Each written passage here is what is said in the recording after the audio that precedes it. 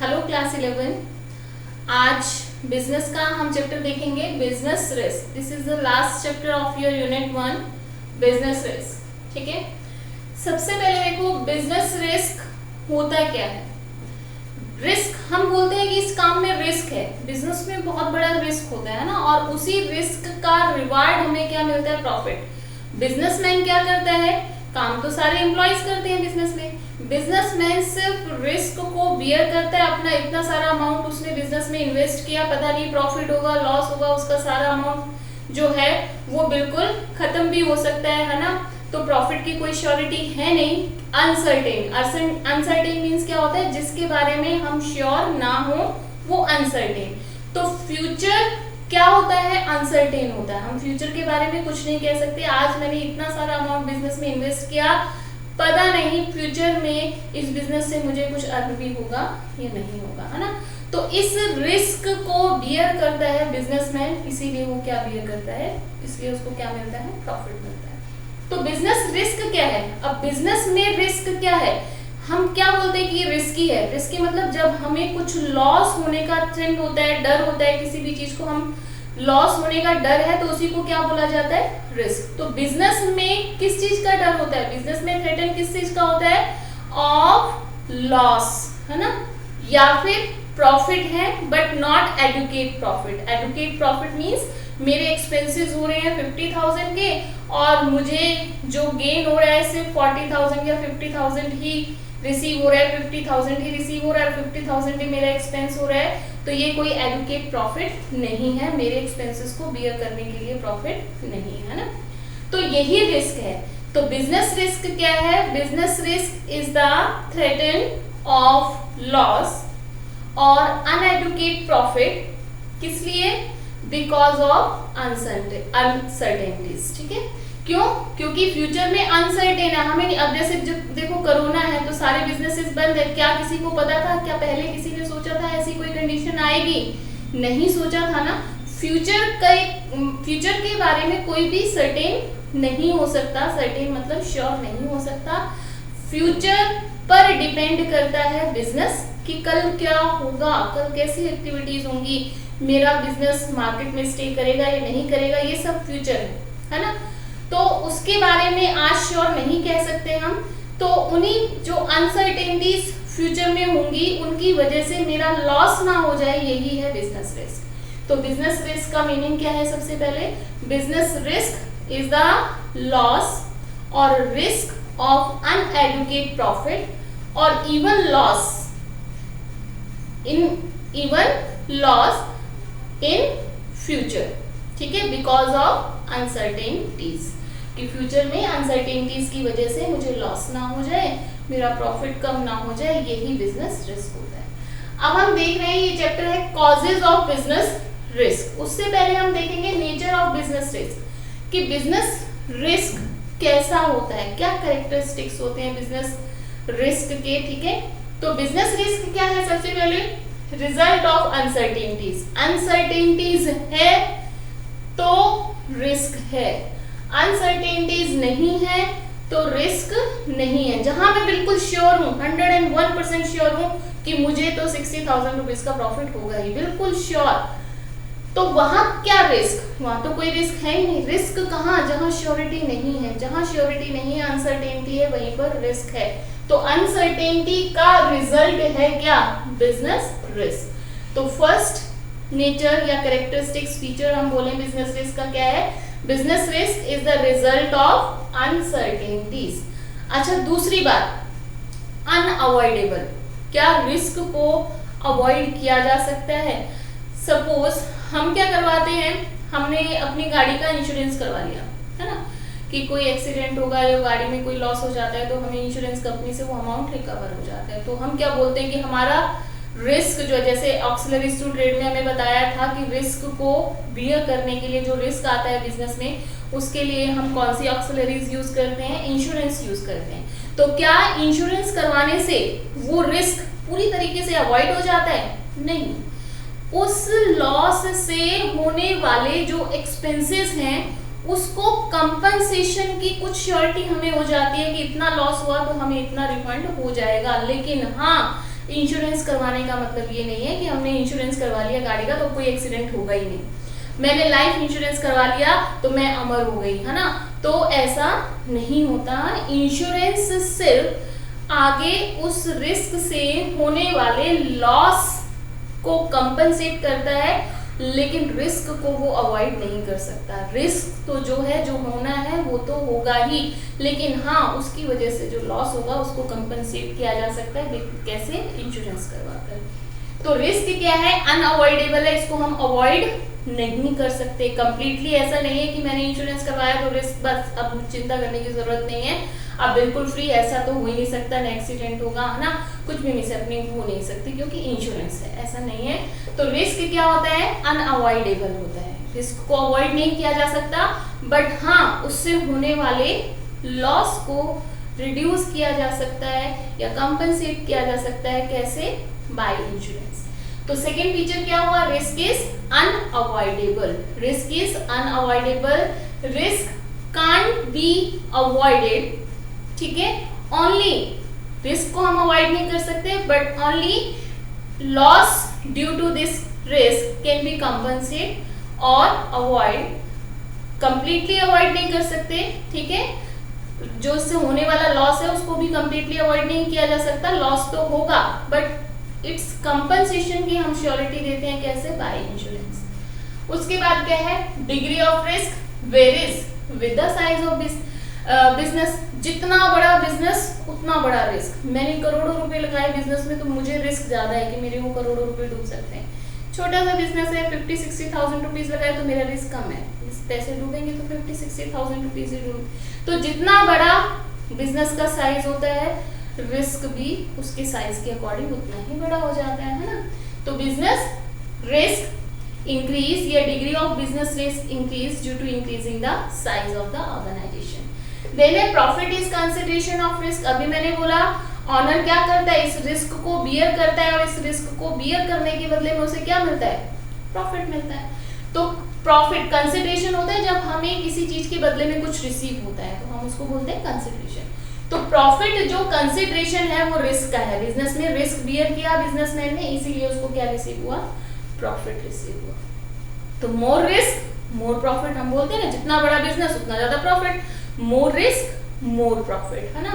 तो साइज बड़ा होगा तो रिस्क ज्यादा होगा, रिस्क ज्यादा होगा तो प्रॉफिट ज्यादा होगा, क्योंकि प्रॉफिट ही क्या है? कंसिडरेशन है किसका? रिस्क का। Then it depends on the nature of business. और नेचर ऑफ बिजनेस क्या है?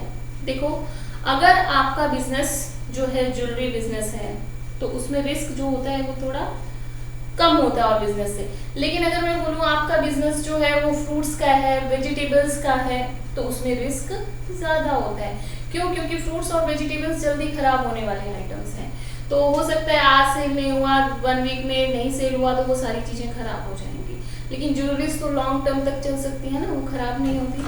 तो नेचर ऑफ बिजनेस जो है, बिजनेस का नेचर कैसा है, हम किस चीज का बिजनेस करते हैं, हमारा रिस्क भी उस चीज पर डिपेंड करता है, ठीक है।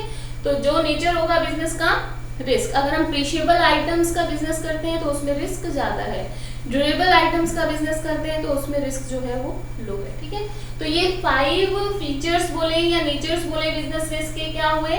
Business is the risk of result of uncertainties, risk is unavoidable, and क्या है? Degree of risk depends upon the nature, size of the business and nature of the business, size of the business and nature of the business. Then profit is the consideration of risk. अब हम देखेंगे causes of business risk कि ये जो business risk है इसके क्या causes हैं, किन की वजह से बिजनेस में ये रिस्क बियर करना पड़ता है। तो अनसर्टेनिटीज है वो तो हमें पता है। अब इस अनसर्टेनिटीज को 4 पार्ट्स में हमने डिवाइड किया। First is natural causes, human causes, economic causes and other causes. तो natural causes, natural causes means natural जो चेंजेस आते हैं, जियोलॉजिकल कुछ चेंज आते हैं, सीजनल जो चेंजेस होते हैं, या और नेचुरल क्लाइमेट में जो चेंज होते हैं उसकी वजह से भी हमारे बिजनेस को रिस्क होता है ना।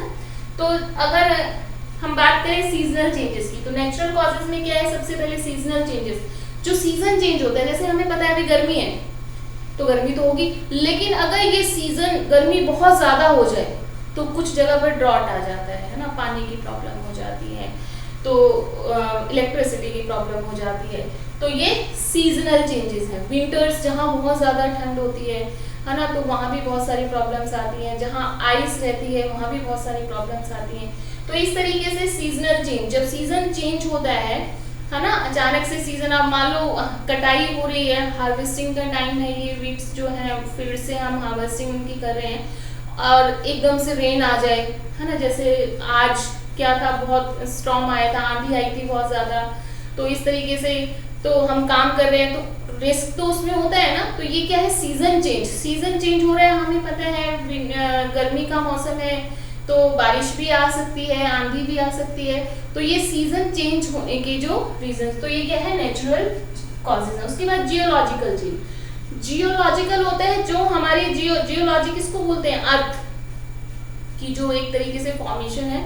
तो इसमें जब कुछ चेंजेस होता है, जैसे सुनामी आ गई है ना, और अर्थक्वेक आया, तो ये बहुत बड़े जियोलॉजिकल चेंज है। इससे हमारा एक एरिया जो है वो चेंज होता है, पूरे अर्थ के फॉर्मेशन में थोड़ा सा चेंज होता है, तो वो जियोलॉजिकल चेंज, उनसे भी लॉस होता है ना। जैसे हम केदारनाथ की बात करें तो वहाँ फ्लड आया था, तो क्या हुआ था, बहुत सारे बिजनेस जो हैं, रेस्टोरेंट्स जो हैं, उनको नुकसान हुआ था। अर्थक्वेक आता है तो ड्रॉट आता है, फ्लड आता है, ठीक है।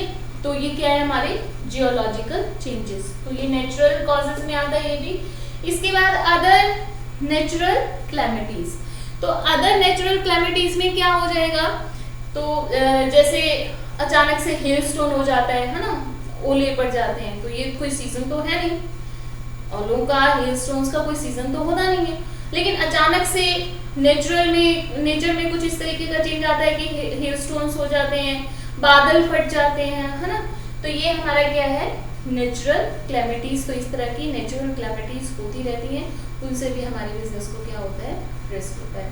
तो ये नेचुरल कॉजेज 3 टाइप्स के, सीजनल चेंज, सीजन चेंज की वजह से जो, अब जैसे मान लो मेरा वुलन का बिजनेस है, तो वुलन का बिजनेस है, मुझे पता है समर्स में ये बिजनेस मेरा नहीं चलेगा, तो ये सीजनल चेंजेस की वजह से मुझे रिस्क है ही कि समर में मेरा ये बिजनेस नहीं चलेगा, मुझे इसको किसी और बिजनेस में ट्रांसफर करना पड़ेगा। ये मेरे पास ऑप्शन हो कि समर्स में मैं ये काम करूँ, विंटर्स में मैं ये काम करूँ। तो वो सीजन चेंज होने की वजह से जो रिस्क उसमें इन्वॉल्व होता है, जियोलॉजिकल चेंज, अर्थक्वेक आ जाए, ड्रॉट आ जाए, है ना, फ्लड आ जाए, तो ये क्या है, geological changes. Other natural calamities change, जैसे हेल स्टोन्स, अचानक से जो चेंजेस आते हैं जिनको हमने एक्सपेक्ट नहीं किया था, नेचुरल क्लैमिटीज इस तरीके की कुछ हो जाती है। अब देखो, अब बोलोगे अर्थक्वेक भी तो ऐसा ही है ना, फ्लड भी तो ऐसे ही है, लेकिन अर्थक्वेक में और हेल स्टोन्स में दोनों में डिफरेंस होता है। अर्थक्वेक जो होता है वो हमारी जियोलॉजी को चेंज करता है, अर्थ जो है वो मूव करती है ना, कहीं से लैंडस्लाइड्स हो जाती हैं, तो इस तरीके से हमारी जो जियोलॉजिकल, जो हमारी अर्थ का जो फॉर्म है वो थोड़ा सा चेंज होता है। किससे, अर्थक्वेक आता है, जब ड्रॉट आता है, फ्लड आता है, उन चीज़ों की वजह से, तो वो जियोलॉजिकल चेंजेस में आते हैं। नेचुरल क्लैमिटीज में आएंगी जिनकी हमें एक्सपेक्टेशन नहीं थी और जिनसे जियोलॉजिकल चेंज नहीं होता, है ना। जैसे हेल स्टोन्स की अगर हम बात करें, ओले आ जाए, हेल स्टोन्स हो, या बोले कि अचानक से जैसे अभी स्टॉर्म आया, तूफान आ गया, बहुत बड़ा सा तूफान आ जाए, इस तरीके से जो है ये क्या है, नेचुरल क्लैमिटीज, ठीक है। उसके बाद ह्यूमन कॉजेस, तो ह्यूमन कॉजेस की वजह से भी बिजनेस में रिस्क रहता है, लॉस होने के चांसेस होते हैं। जैसे एम्प्लॉयज डिसऑनेस्ट हो जाएं, एम्प्लॉयज जो है वो खुद ही चोरी कर रहे हैं, स्कैम कर रहे हैं बड़े बड़े, तो उससे लॉस किसका हो रहा है, बिजनेस का हो रहा है।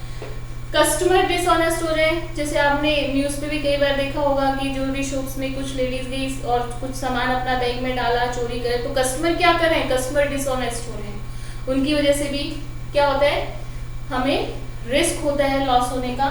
तो एम्प्लॉयज, ये ह्यूमन कॉजेज हैं, मतलब ह्यूमन में तो एम्प्लॉयज भी ह्यूमन है, हमारे कस्टमर्स भी ह्यूमन्स हैं, ह्यूमन बींग्स हैं ना। तो एम्प्लॉयज डिसऑनेस्ट हो जाएं, कस्टमर्स डिसऑनेस्ट हो जाएं, और एम्प्लॉयज जो है वो स्ट्राइक करें, बार बार लॉकआउट्स करें, छोटी छोटी बातों के लिए अब तो स्ट्राइक करें, बंद करो, काम नहीं होगा, तो उससे भी क्या होता है, लॉस होता है ना। और वर्किंग केयरलेसली, अगर एम्प्लॉयज बहुत ही केयरलेसनेस के साथ वर्क करते हैं, जैसे देखो क्रैकर की फैक्ट्री है, वहाँ पर बैठे एक एम्प्लॉय सिगरेट स्मोकिंग कर रहा है और ऐसे डाल दिया, पूरी फैक्ट्री में क्या हो गया, आग लग गई, है ना।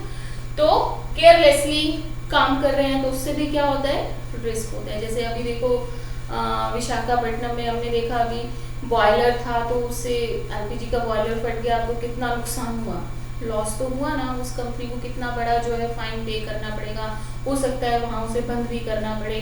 तो ये लॉस किसकी वजह से हुआ, वर्किंग केयरलेसली, वहां के एम्प्लॉयज ने केयरलेसनेस के साथ वर्क किया, उसको ठीक से चेक नहीं किया, है ना। तो ये सारे क्या है, ह्यूमन कॉजेज जिनकी वजह से लॉस हो सकता है। डिसऑनेस्टी बाय एम्प्लॉयज, कस्टमर्स, तो लॉकआउट्स करें या स्ट्राइक्स करें या फिर वर्किंग केयरलेसली।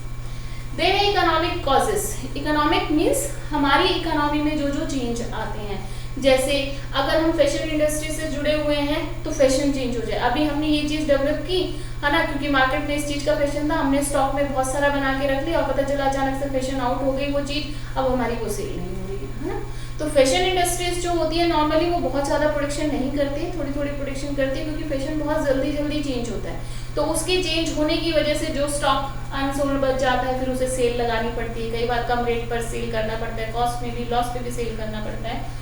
तो वो क्या है, changes in fashion, fashion change हो जाए तो उससे भी लॉस है जो बिजनेस फैशन इंडस्ट्री से जुड़े हुए हैं। चेंजेस इन प्राइजेस, प्राइजेस में चेंज आ जाए, अचानक से प्राइजेस जो है कम हो जाए, जरूरत से ज्यादा जब बढ़ जाए तो बिजनेस का लॉस है। देखो मैं मटेरियल लेकर आई 10 रुपीज की कोई चीज मैं लेकर आई सेल करने के लिए, और अगले ही दिन गवर्नमेंट की अनाउंसमेंट हो गई 10 रुपीज की जब मैं लेकर आऊंगी तो एटलीस्ट 12 रुपीज की तो सेल करूंगी ना, 2 रुपीज प्रॉफिट मुझे भी चाहिए।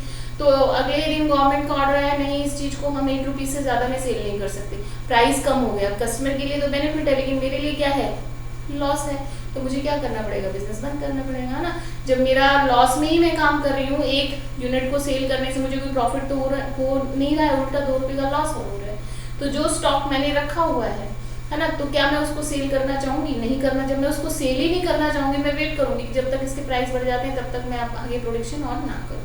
तो जब आगे मैं सेल ही नहीं करना चाहूंगी तो क्या आगे प्रोडक्शन करूंगी, प्रोडक्शन भी नहीं करूंगी, है ना। तो मुझे प्रोडक्शन को स्टॉप करना पड़ेगा। तो ये रिस्क है।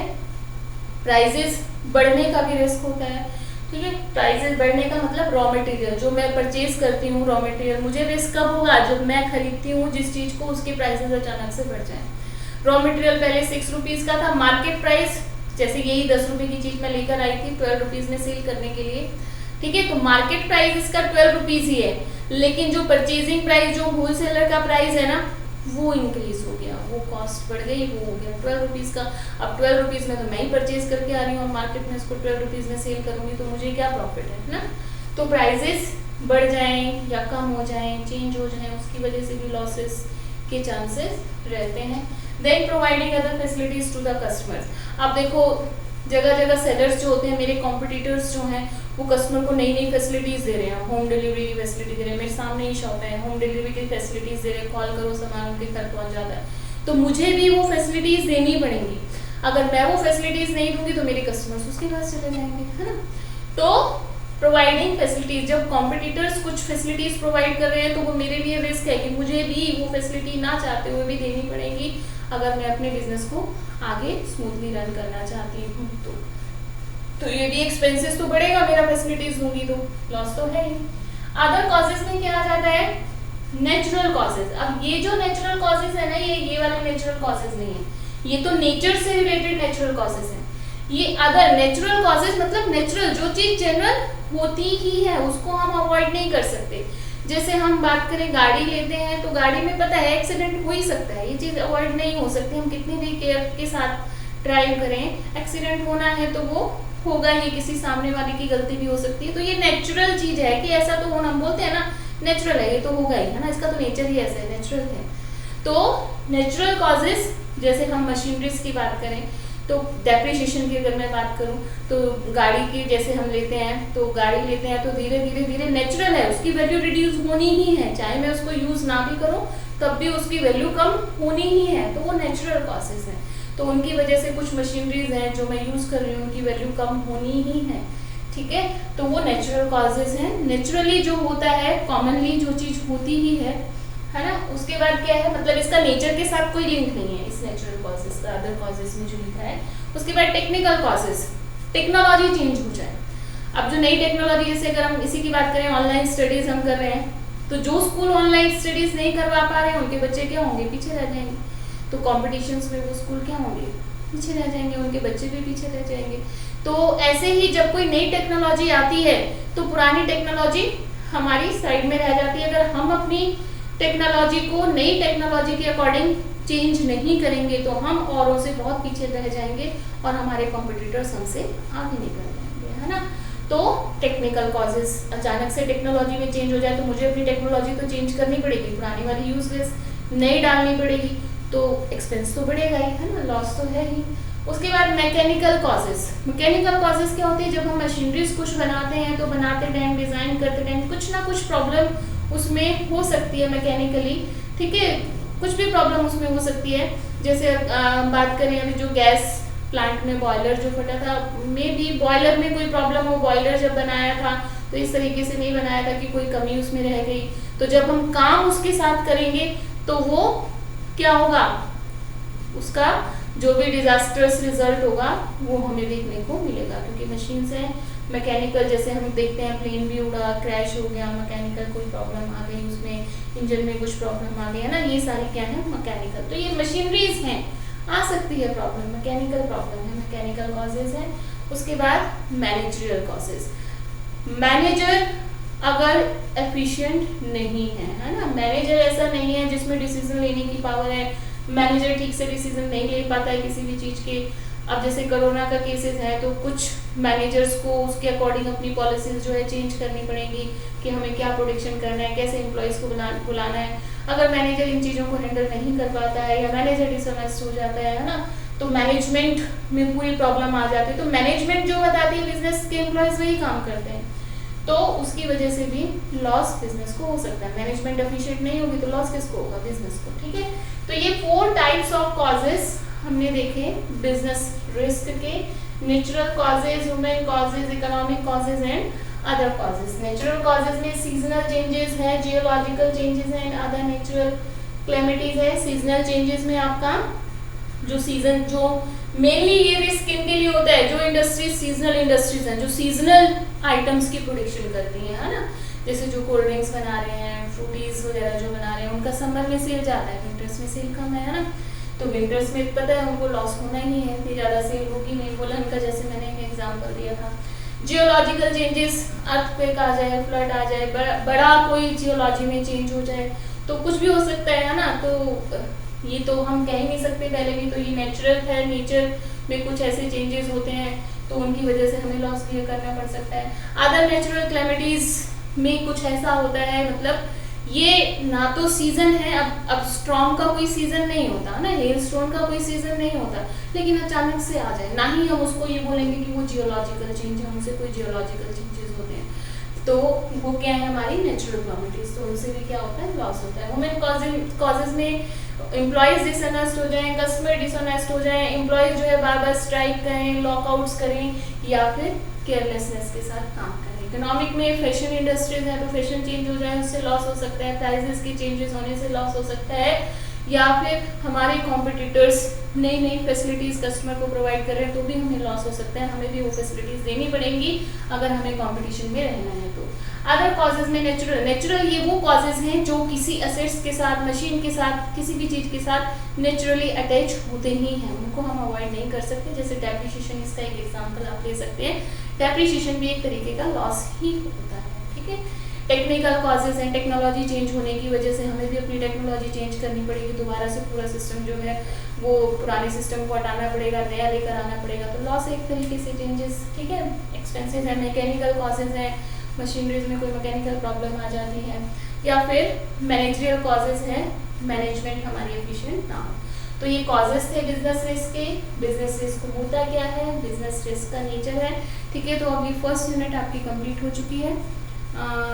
एक बार इसके क्वेश्चंस आंसर हम डिस्कस करेंगे क्लास में, ओके, थैंक यू।